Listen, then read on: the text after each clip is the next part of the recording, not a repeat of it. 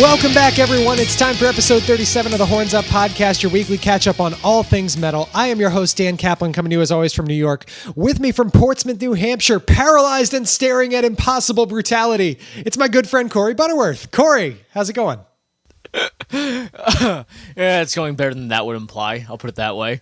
Well, but I think Winter Storm Juno did bring quite a bit of impossible brutality up your way to Portsmouth, didn't it? Yeah, and that's wonderful. We got almost 3 feet.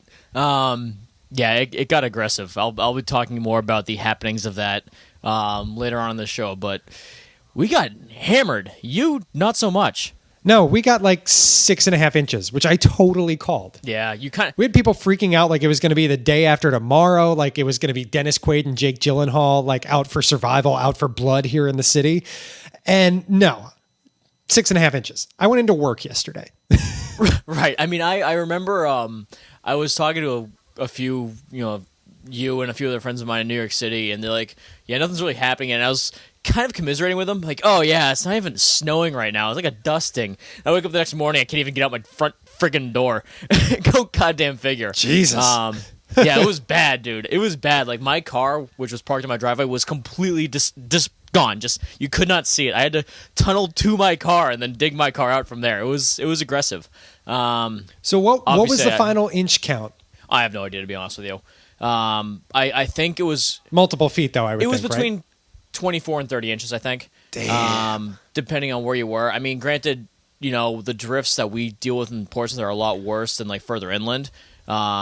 So some areas were kind of fine if you were lucky, and then some areas were like my house where there was 4 to 5 feet drifted on top of cars and such things.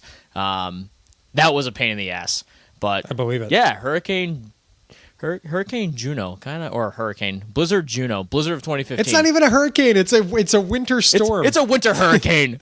Yeah, right. I'm calling it Winter Storm Polly Bleecker here down in the New York City region for all my Juno fans out there. Are there Juno fans out there? If so, please reevaluate your life. I don't know. Does anyone still like that movie? I think people kind of got over it, didn't they? Yeah, they definitely did. I mean, I'm going to start calling it Winter Storm Dennis Quaid just because. It's more fitting here. Winter Storm Dennis Quaid is a lot more soothing, I think. I think of Dennis Quaid's craggy face, and it just makes me sleep better at night. I could have predicted this. Thank you, Dennis Quaid. Yeah. Oh man. Well, anyway, let us get right on into it. Let's move into some headlines. We had we had a big tour news week last week. We've got another one this week. Starting off, some tour announcements from Faith No More. Going to be kicking off a month-long trek in April, starting off in Vancouver, mainly a coastal tour, but they're also going to hit Chicago and Detroit in the middle of the country. They also announced a new single, Superhero, which will be coming out in March. Follows up on the previous single, Motherfucker, which dropped in December. Both are from the band's as yet untitled upcoming album, first since 1997, which is dropping in May. Now, I know we talked about this before. These tour dates are not the kindest for us. No. We're looking at Boston on a Monday, May 11th, and New York City on a Wednesday and Thursday, May 13th and 14th. Are we going to try and make this thing happen, or what are your thoughts on this? Yes. Tickets are on sale on Friday, so today, apparently, when the podcast drops. So what do we think of this? Fuck. You know what's kind of funny? I'm not going to mention it. I'm not going to get into it too much this episode, but the first full weekend of May, which is May 6th, 7th, and 8th, I guess, because the 6th is the Friday, I'll actually be in Detroit, and they happen to play that Sunday night in Detroit. I will not be going to that show, but that's just how my life goes. Yeah, Monday night in Boston. I'm gonna go. I mean, what the hell? It's at the Orpheum, which is a venue I love. I'll work in the city the next day or something. I'll crash somebody. I'm gonna go. What the hell? These guys haven't done anything in goddamn forever.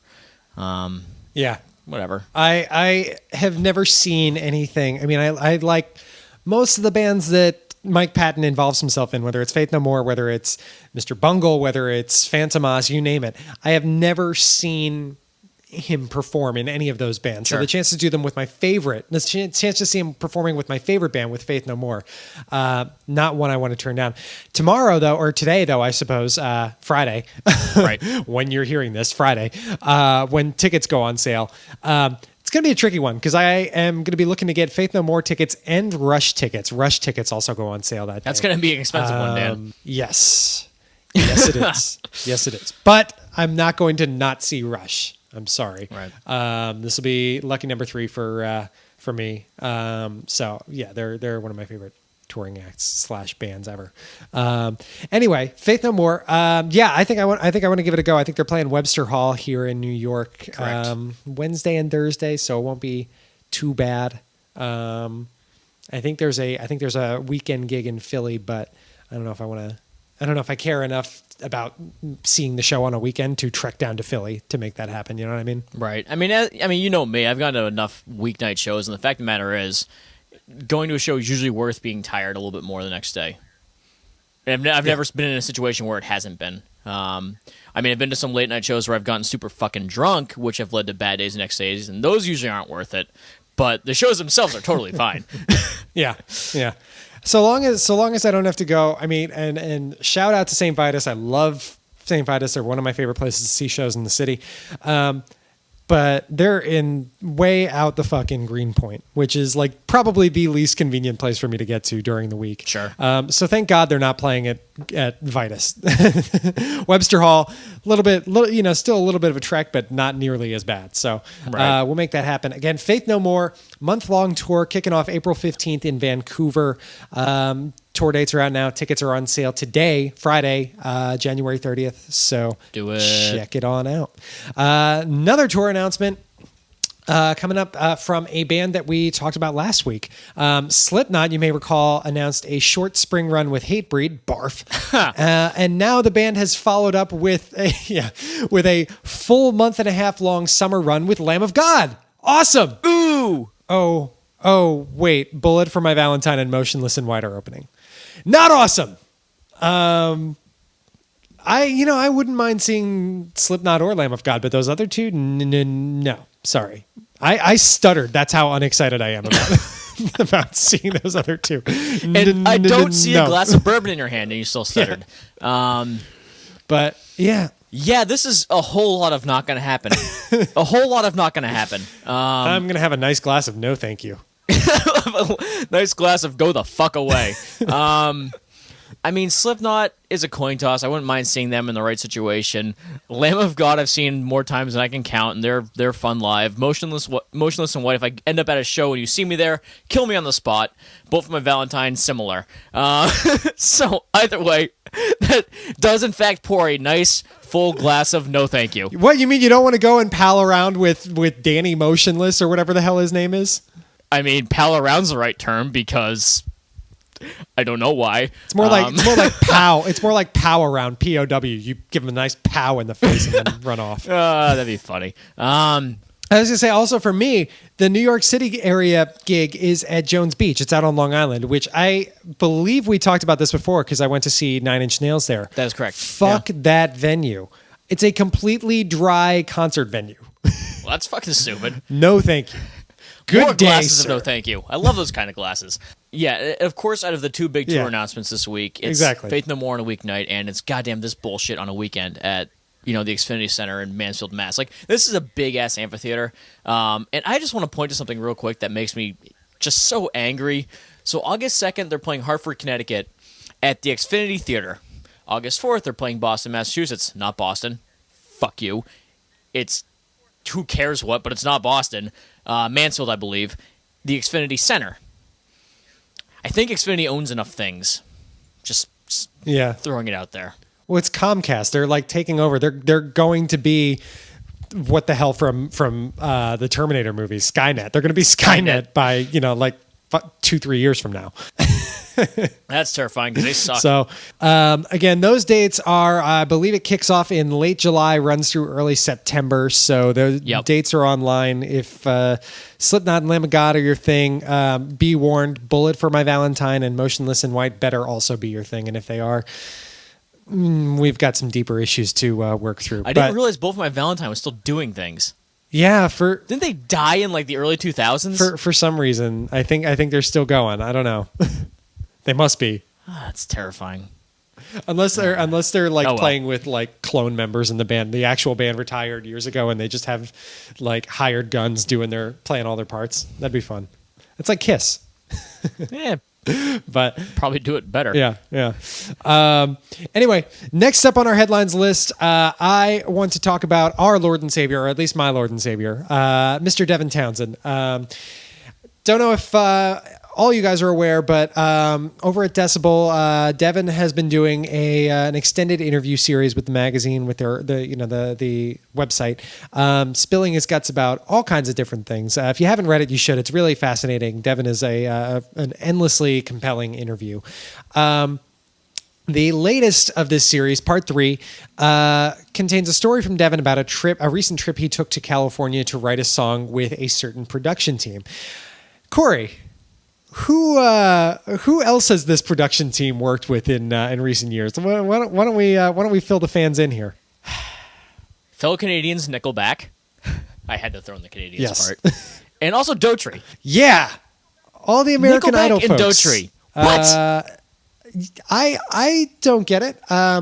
And evidently Devin really didn't either. The end result, he says he hates more than he can quantify. Quote, I really like the guys. I think they're really talented, but I told them yesterday or the day before that I'm not putting it out. There's no fucking way I'm putting it out. I can't spend 25 years sticking to my guns to try and sell people this. It's everything I dislike about music with my voice on it. It's fucking disgusting. It's not their fault, but with my voice on it, it's just not where I'm at. Props to Devin once again for, speaking his mind, telling things like they are, just giving us a stream of consciousness, like Right. a window into his head. He did end up, because of the response to that interview, he did end up taking to Twitter again Wednesday, just to reiterate that he wasn't trying to insult the Nickelback Daughtry team. He respects them and what they do, but he just really wasn't comfortable with the song. So I don't know. I mean, it's funny to hear this because, Devin, I mean, at least on the Sky Blue half of Z2, was kind of gravitating ever more towards a more, I don't want to say poppy, but toward a more mainstream sound. Yeah. Which, we had sort of seen on certain elements of the Devin Townsend project. I don't know if Nickelback and Daughtry were the logical next step, but it seems a little weird that he would, throw so much beef at it. You know what I mean? I agree. First, I'd like to point out that it's so fun to read Devin's interviews because you could just hear him saying those words in that amazing Devin voice. It's great. Yeah. So if you get a chance, read this freaking thing. But I think he doesn't put anything on. He is himself in these interviews. Exactly, and that's what's so great about him.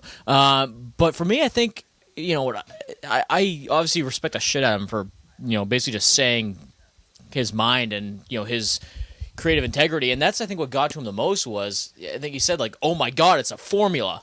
Yeah, because it is. Writing this kind of shit, it's a formula. This is what you do this season. This is what you do this month. This is what you do at this point in the song. Certain chord structures, certain chord patterns, certain time changes, progression changes, I should say, in those songs to make them hits, essentially. Yeah, and he couldn't write it, and that's more commendable than anything. Yeah.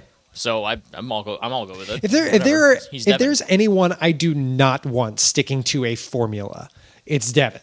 The dude is at his best when he's just unhinged. Absolutely. And just as it's such a delight to read his thoughts, to read his interviews where he's just coming at it as it comes to him. It's the same way with his music. I mean, you don't want any restrictions on Devin. You want like free range Devin, free range, farm raised, grass fed Devin. Grass fed Devin. Oh, I hope I find him at Whole We Foods. want Portlandia Devin. Yeah, right. Yeah. I'm sorry, Devin. So, oh God.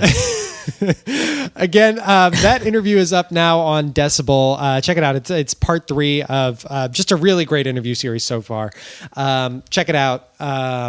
It's there on their website. That'll do it for our headlines this week. Let's get into some new releases. We've actually got 3 to talk about this week. I'm going to take the first one. Corey, we'll let you do the second one, and then I have a third to talk about as well. Based on what we've reviewed for the site this week, hornsupmetalshow.com. First up, I want to talk about Periphery. They are back this week with a brand new double album called Juggernaut. 2 parts are Alpha and Omega. It's out now on Sumerian Records. Did you get a chance to listen to this one at all, or what'd you think? I actually, I did have time to give it a once through for both Alpha and Omega. Yeah. And I got to be honest, dude, this isn't really a side of metal I find myself gravitating towards ever, but I actually had a good time listening to it. Yeah. Both albums, through and through. I mean, I thought Omega had a touch more weight to it, which was kind of nice. A little bit, I don't know if it was a little darker or whatever it was. But, dude, I just can't get that chorus to Alpha or Omega out of my head, the title tracks. It just won't go away. Yeah. Which is, I mean, I guess okay. But, oh, man, yeah, they were a fun listen. I gotta say that I approve. Yeah. I what I said in my review earlier this week, these albums are not enough. Like, I do not like gent, that whole movement. Right. I'm not nuts about it. And these albums are not enough to really convert me into a gent head, but they're enough to keep my interest. And we saw this last year. They put out an EP about a year ago called Clear that was really my first exposure to the band. And I liked what they did. I liked the fact that they had this really cool technicality, but also a really catchy side. And that really continues to show through on the Juggernaut albums. I don't think they're perfect albums. I think there are, the way I put it in my review, I think it's 2/3 of a good album. Yeah, that's fair. In that most of the songs are really compelling for about 2/3 of their runtime, and then they'll make these really weird changes that kind of are lost on me. On MK Ultra, for example, it's super heavy, and then it turns into this kind of clean, jazzy thing at the end. On Rainbow Gravity, it starts and ends with this very bizarre, like syncopated, heavy chug riff, and then it gets catchy in the middle. I think with some tweaks, it could have been a lot better overall. Both albums, in fact, but. There's a lot to like. I mean, you mentioned Alpha and Omega, the 2 title tracks. I really like the song Priestess on Omega. I think that's a really terrifically catchy, clean track. Heavy Heart is also good off the Alpha record. There's some really cool stuff at play here. I certainly don't foresee this ending up. It's not year-end material, but. Solid effort, top to bottom. I enjoyed listening to it, and it didn't bore me over its 70 minutes. I mean, I thought some songs were better than others, but I was never like tempted to be like, I'm stopping here. So I'm gonna go make a sandwich. Yeah, I hear you. Right, exactly. So Periphery, the double album, is called Juggernaut, parts Alpha and Omega. It's out now on Sumerian Records. It's on Spotify. You know what to do. Give it a listen. Now, Corey, you listened to Venom this week. Good old Venom, or should I say shitty old Venom. They are out with a new album called From the Very Depths. It's out now on Century Media. What'd you think of this guy? I'm confused, and I'm confused because I'm still not sure why I actually listened to it. Good question. You mentioned how Periphery's Juggernaut was not perfect. Neither is this, but it's also just not close. I think From the Very Depths is closer to. I think From the Very Depths is closer to the opposite of perfect than it is to. It's closer to 0 than 100. It's closer to absolute 0. This is 14 songs, 51 minutes of pretty much the exact same thing, carbon copied for us over and over and over again, and it's not good. It's boring, and this album, I mean, everyone knows Venom's not one of those bands you take that seriously. They're kind of goofy in their lyrical content mixed with their stylistic approach to their music, but this album is just so ferociously awkward in how it delivers all that. I mean, songs called Long-Haired Punks, which, believe it or not, actually ties to satanic lyrical content. Good luck with figuring that out. And it just, I mean, okay, so there's two parts of this track or album that kind of actually I thought was like, oh, maybe something different. Smoke and Evil Law had a little bit more of a, almost a like a stoner feel to them, which was kind of cool. But then they're like, oh, you know what? No, fuck that. Let's keep doing the same thing over and over again for the remainder of this album. And yeah, I got through it a couple times, but the only reason I hit play more than once was because I was fairly convinced that it just kind of got stuck on one song and was just like a repeat track thing going on. It wasn't. It wasn't at all, actually. So Venom, yeah, Venom has actually been working with the Nickelback production team and learning how to make the same song over and over again. Exactly. Except they put it out, unlike Devin. Yeah, exactly. They put it out. I mean, the Venom diehards are gonna eat it up, as they will, because they're Venom diehards, all four of them. But that's pretty much it. I think everybody, as far as I'm aware, was kind of bored out of their minds with this thing. Dan, you listened to it almost. What do you think? Keyword being almost. I made it through track number 7, Stigmata Satanis. Was not a fan. Let's just say the least. I mean, Venom, you have to acknowledge, I mean, you can't not acknowledge the start to their career with Welcome to Hell and with Black Metal. I mean, those two albums are, as far as I'm concerned, unimpeachable. The trouble is that this is now album number 14. Those were their first two. And ever since then, including this, no thank you. Like, it's like you said, it's just been the same thing over and over again. Yeah, these aren't 2 good albums out of 4, 5, 6. They've written 2 good albums out of 14. They've put out a dozen records. That reduces to 1 out of 7. That is 14%. 14.2%. I should say, because math. They're not. I mean, they're batting ninth. If you're talking about throwing Venom on your baseball team, they're batting ninth. They're the pitcher. So I mean, I made the best way I can describe this album. And I think I may have mentioned the same thing in the review, which I did not want to write in any way, shape, or form. That's not apparent at all. But it feels factory produced. These guys are just a factory of the same thing over and over again. Henry Ford would be fucking proud of these guys. Like, honestly, I don't know. I'm so tired. I was so bored, and no, Venom, there wasn't a ton good to your album, and no, I will not be going back to it at any point this year, even for year-end stuff. So, no, just no thank you. Another glass of no thank you. Been a whole lot of glasses of no thank you. I'm going to be drunk by the end of this. Yeah. Usually you can tell. No, usually you can tell when I only make it through half of an album. And in actuality, I'm going to call it less than half, because the first song is just like an intro, like a gradually erupting volcano. It's called Eruptus because, of course. Right. Oh, no. So how about that? I listened to, instead of 7 out of 14 total tracks, I listened to 6 out of 13 real tracks, and that is less than half. And usually when you get that kind of percentage of an album listened to and given up on, it's not very good. Right. Well. I mean, I'll be fair here. You actually did listen to half of the real tracks, because there's one more instrumental towards the latter quarter of the album called Overture, with the U in there somewhere. So I'm going to say it's Overture. So you listen to 6 out of 12 tracks. What the hell did they put an overture as the 11th song for? I'm just looking at that now. Overtures are supposed to be like the openers of an album, right? So not only does Venom suck, they also have like no musical sense whatsoever. I'm so glad I didn't make it that far. Yes, you are. Yes, you are, my friend.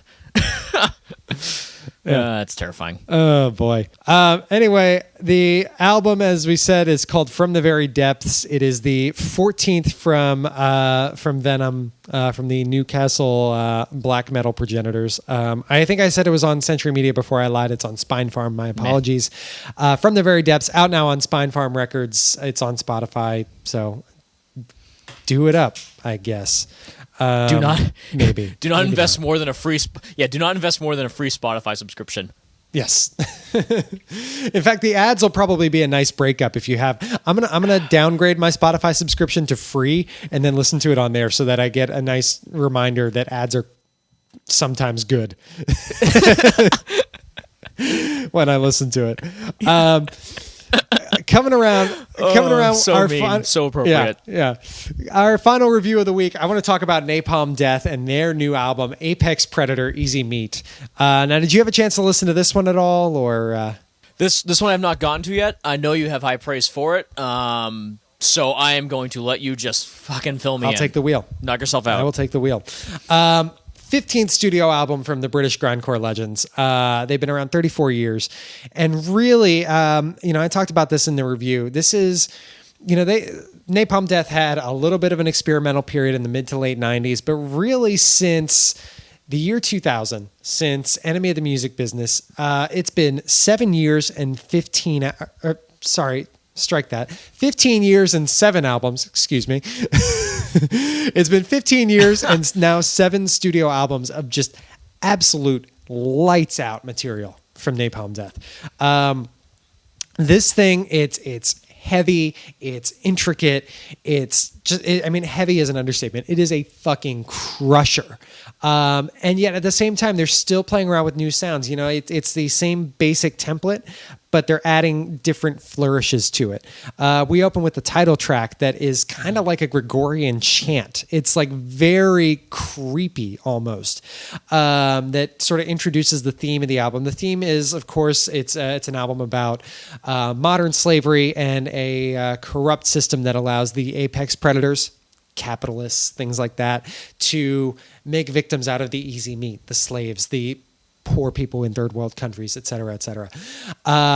So the title track introduces that theme, and from then on, it's just straight brutality. I mean, we have Smash a Single Digit, we have Metaphorically Screw You. The title says it alone, Metaphorically Screw You. We have a lyric in Dear Slum Landlord that talks about what the hell is it? It's Lebensraum in Landfill. No, I'm sorry. That's a lyric from the opening track from Apex Predator. Lebensraum in Landfill, living place in a landfill. For those who don't know German, it's going out of its way to try and expose these awful conditions that people are living in, and the system that allows it to persist. I'm talking about the issues here. The album just sounds fantastic. I mean, Barney Greenway is just positively demonic, as always. We've got, Shane Embry's just rumbling bass, terrific work from Mitch Harris and Danny Herrera on the guitar and drums, respectively.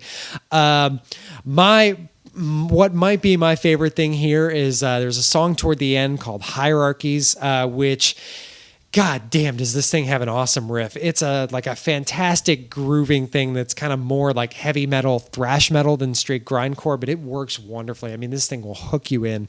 It's just a fantastic album. I mean, it's really something to marvel at. I mean, these guys have been around for 34 years now, and here we are. They're still putting out some of the strongest work of their career.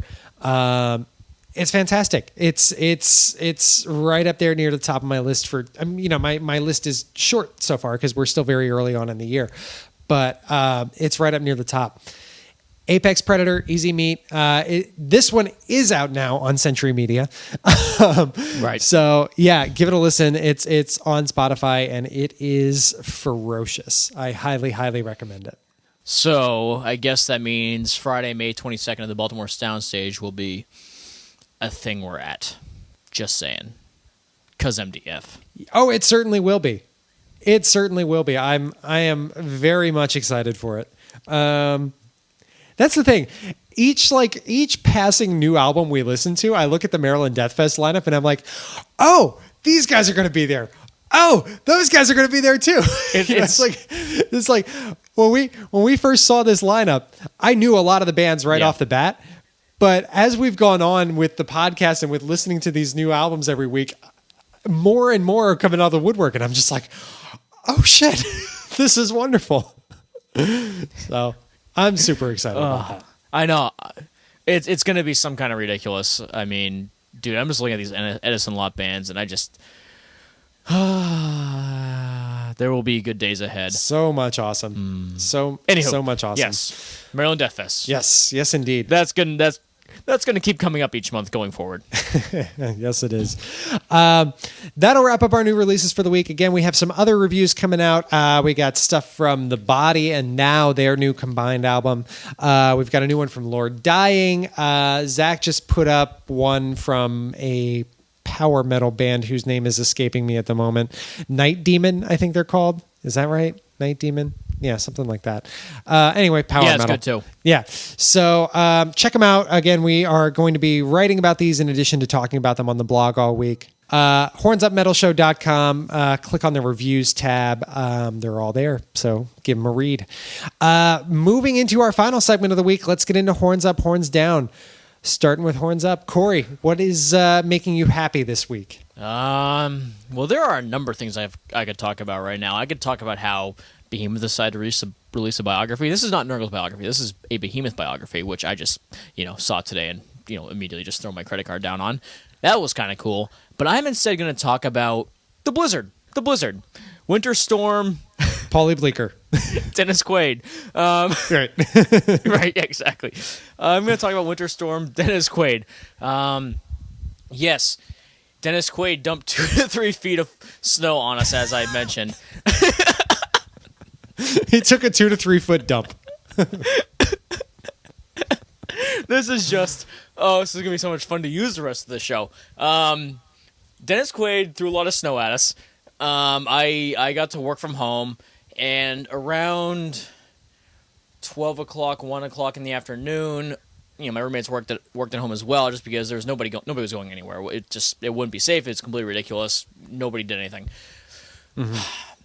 So we took a walk to go find some lunch downtown Portsmouth, which is a handful of blocks, all with a lot of bars and restaurants right in a very concentrated area. I had seen this thing a day prior about some downtown Portsmouth, our downtown area is called Market Square snowball fights. I'm like, oh, that's kind of funny. I'm working. I'm sure there'll be a few people out dicking around. That's kind of cool. I get to our restaurant, so I went to Reraw, actually. I got an Irish breakfast. Damn it. Next month, you'll be fine. Yeah. That will actually be a tremendous breakfast after the Behemoth Cannibal Corpse show. Yes, it will. Just saying. I am very much looking forward but I to get that. there. So I get to Reraw, and it's not a dozen, 2 dozen people throwing snow at each other. It's a couple hundred people. I mean, people are just going nuts. You see, pirate flags up. People are just going full 300 on everybody. It was awesome. And, of course, I participated for a few minutes before proceeding on with my lunch and other consumptions while I was out and about. Beer. And I was working, Dan. There was no beer consumed. Beer.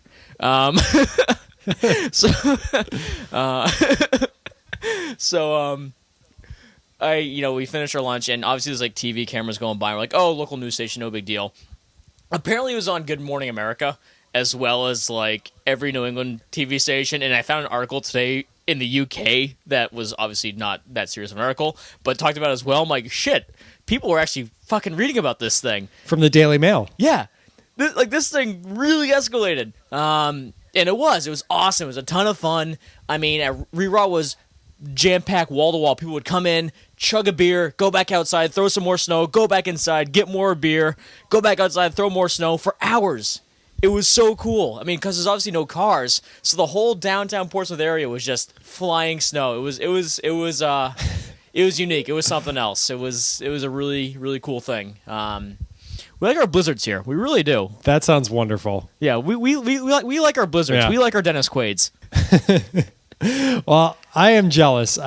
With a mere 6.5 inches of snow, we did not have quite so much fun as you guys. But yeah, I just like winter in general. I like that there is any snow on the ground right now, so I'll take it, I guess. No, I was going to say it's so weird because I don't actually participate in many snow sports, but the idea of snow in winter is wonderful. Yeah. That's all. Yeah.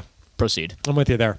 Well, my horns up also has to do with Winter Storm. I keep almost saying tropical storm, and it's not a tropical storm. With Winter Storm Dennis Quaid. I said hurricane earlier. Yeah, I know. Mine also has to do with Winter Storm Dennis Quaid. I'm going to talk about an article that surfaced on The Onion on Monday. I know we talked about this before. So, in the wake of Winter Storm Juno, The Onion, our favorite satirical news site, posted an article titled NYC Mayor, Reconcile Yourselves with Your God, for All Will Perish in the Tempest. Now, the full text of this article, it's only 100 and something words. I'm going to read this full thing out because it is just wonderful. New York. As a major winter storm continued its advance toward New York City, Mayor Bill de Blasio advised residents Monday to make peace with whatever higher power they call God, for all shall meet their death in the coming tempest. Quote, the furious hoarfrost bearing down upon us knows neither mercy nor reason, and all within the 5 boroughs will perish, cowering in their brittle dwellings, said de Blasio, adding that none would find succor from the gale save those favored by Providence to pass quietly in their sleep. Quote, this shall be a tempest the likes of which has never been glimpsed by man or beast. Clutch your babes close to your breast and take small comfort in knowing that they will howl for but a few hours before death becalms them forever. De Blasio added that barring an unexpected intensification in the storm, normal subway and bus service would resume Wednesday.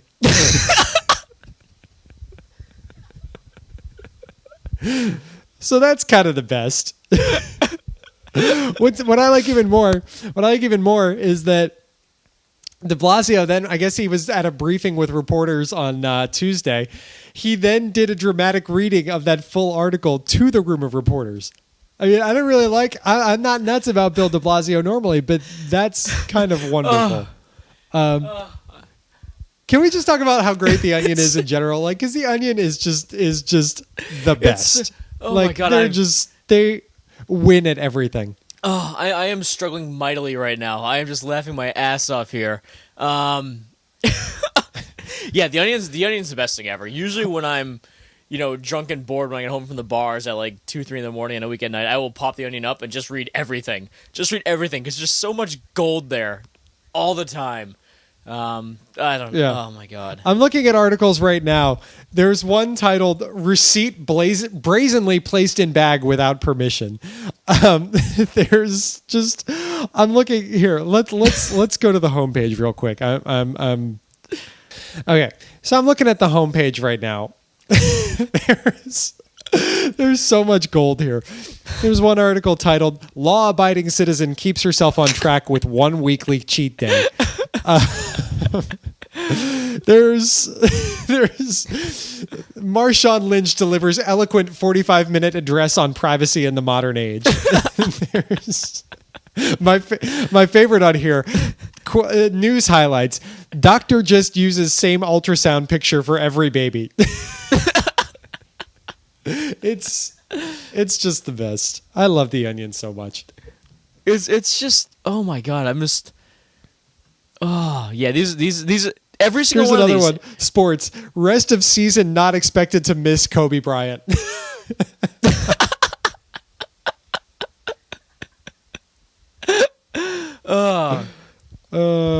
This is just the best. These are just all so good. Marriage is something you have to work at until your children leave. Jesus. Yeah, I'm gonna read these later. Now that I've had a few beers, no question about it. Yeah. Well, that's one side of things. Let's move into horns down. What has been pissing you off this week? Honestly, it was a shit start to the week, but things have kind of righted themselves. I did get a speeding ticket on Friday, which was the first day of my long weekend, because of course that would happen. Not super concerned about that because shit happens and I'm an adult. That drives quickly. Apparently. I mean, yeah, I was going a little fast, sure, and the fine sucks, but I was kind of shooting the shit with the cop, which is a good time, and he basically just says, you're a local with a good attitude, and whatever, it's not that big a deal. So whatever, it was fine. I want to bring this up, and I couldn't really figure out where I wanted to bring it up in this episode, but I just found it today, today being Wednesday, of course, because I don't care about you listeners. The first episode of Sons of Northern Darkness was only 2 minutes long. And in case you're not sure what that is a cartoon based on the upbringing of a mortal. Yep. And it's wonderful. I was so excited watching that. And the eighth ass gets a backstory. Gets the backstory we deserve. Exactly. The eighth ass gets the backstory we deserve. I was kind of watching, just kind of, shrugging my shoulders, kind of chuckling along. And then they said, Abath, you know what you said? I said lunch is for pussies. and Metallica, and I just lost my shit. And then it was over after King Diamond popped in and said some stuff, and they took off. And yeah, I don't know. They didn't bring any snacks or lunch with them, and they've been in the woods for 15 years. That's kind of cool. I love a Bob. Oh my god! I keep thinking of that video. He's the best. I keep thinking of that video interview he did a while back where he was talking about why Immortal never got involved in the church burnings, and he was like, "Well, it's stupid. If you burn a church, the government's going to build it back up. So what's the point?" And you pay the taxes to do so. Yeah, exactly. Right. I'm like, this guy gets it. Yeah. The guy's like, I'm here with a bath, and he's like, a shower. It's a bot. The first thing he says, and I'm like, yeah. A bot.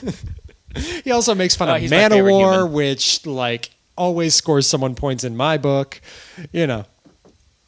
Right. So A plus player. yeah. Well, my horns down is also it's a using a loose definition of the term horns down, I guess. Right. Something I'm actually really happy about is season 3 of The Americans premiered tonight, recording night, I should say, Wednesday. And I am a big nut for The Americans. Now, for those that don't know, this is a show on FX. It's a drama, a period drama set in Cold War era America. And it focuses on 2 KGB sleeper cells that have assimilated here into U.S. culture and are basically living their lives as an American family. They have 2 kids who are American. They don't speak with any trace of an accent, you name it. And it's about, it's a spy show, but it's also a very interesting like family drama because, they run into conflicts with like, are their kids going to catch them in the act of spying? Should they let them know what their heritage really is? Blah, blah, blah, blah, blah. It's fascinating. You've got, Carrie Russell is the wife, Elizabeth Jennings, and Matthew Rhys plays her husband, Phil. And they're both just fantastic. Like the fact that this show has not gotten more critical. I mean, it's gotten critical acclaim. The fact that this show hasn't gotten commercial acclaim, I should say, hasn't been more widely recognized is just a real shame because it's fantastic. So, and my horns down, I guess, with that. Now, remembering that, not to digress too far, my horns down is that The Americans airs every night on Wednesday and we record on Wednesday. And so I'm always catching them after the fact. I'm always having to go back and watch them on FX Now, which, this is, if that's not the definition of a first world problem, I don't know what the hell is, but it's just, damn it, world. Cater to my needs more. No, that's Cater to my every need, always, forever. Exactly. It's like I feel like I'm back in Syracuse again, which was every student there. That's a show I've been meaning to check out, like severely. Now that I'm all caught up on Vikings, which is still the best show on TV. I was gonna say, Vikings is done. You gotta fill your time with something. I've got about a 2-week gap. Vikings come back on February 19th. So I got about 2.5-week gap, and I can easily squeeze in at least 3 seasons of something because winter, obviously. Well, like I said, this third season, the premiere tonight is just the 3rd season. The first 2 seasons are on Prime, 10 episodes each. You can get it done. Done and done. I think they're 10 episodes each. One of them might be 13. I can't remember, but. Yeah, it'll go quickly. It's one of those that like, it's like Game of Thrones. It's like once you get started, it's kind of hard to stop. So, good to know. Yeah. So that is my horns down. Timing conflicts with one of my favorite shows on television. God, life sucks. Anyway, if white girls chose horns down, they would have chose these. Correct. That'll do it for Horns Up, Horns Down, and that will actually also do it for our podcast. Thank you all for listening to episode 37. A reminder, we've got a whole bunch of other stuff on the blog, hornsupmetalshow.com, so check that out. Like us on Facebook, follow us on Twitter. We are facebook.com/hornsuppodcast, Twitter @hornsuppodcast, Instagram with us. We are Instagram @hornsuppodcast as well. Subscribe to the podcast on iTunes, on Stitcher, you name it, we're there. Podbean, another one. Tell your friends to do the same. We certainly appreciate any and all new listenership.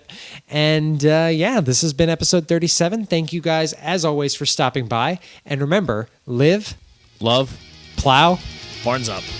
We'll see you next week.